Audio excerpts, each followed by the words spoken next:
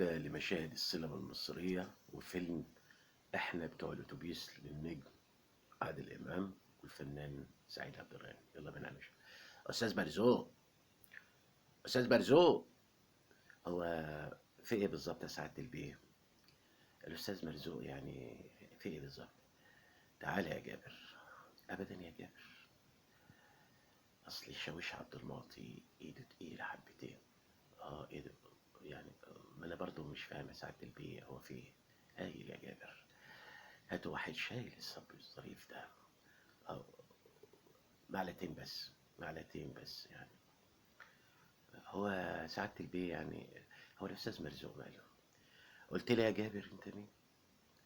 أحلى يا فندم بتوع الأتوبيس هايل.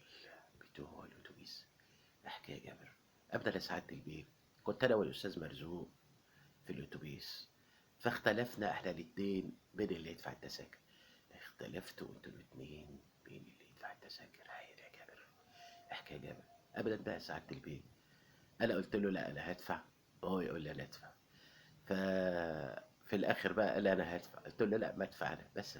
فهي دي الحكايه بالظبط، وجينا لحضرتك هنا يعني. وبعدين احنا ندمانين، احنا حرمنا نركب اتوبيسات تاني. احنا نركب ترماي، نركب ترولي، عشان نركب حنطور، انما الاتوبيس ده ما عدتش هنركبه. هايل يا جابر. وبعدين سعادتك يعني لو كنا غلطانين احنا نبوس على دماغ بعض، انا اروح ابوس على دماغ الاستاذ مرزوق وخلاص، ونلم الموضوع وكأن شيء ما حصلش يعني. وحضرتك برضه يعني تلم الموضوع. جميل يا جابر، جميل يا جابر. هو ايه اللي جميل يا جابر بتاع؟ هو فيها بالظبط سعادة البيه. هو انتوا بتسموا التذاكر منشورات يا جابر؟ منشورات؟ منشورات يا سعادة البيه؟ احنا ملناش في السياسة ولا اي حاجة. يخص. انت بتكدبني يا جابر. معاش اللي يكدبك يا سعادة البيه، بس انت فاهم غلط. ما هو انت دلوقتي بتكدبني يا جابر. سعادة البيه، الموضوع فيه سوء تفاهم. صدقني، احنا بتوع الاتوبيس. انت مش قلت لي يا جابر اللي والدك كان بيشتغل بالسياسة؟ لا يا سعادة البيه، السياسة بتاعتكم غير السياسة بتاعتنا. احنا بنسايس الناس. كان زمان ابوي يقول لي سايس الناس يا جابر، سايس الناس يا جابر.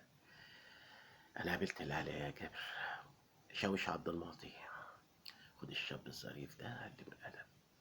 سعادة البيه، انا بريء.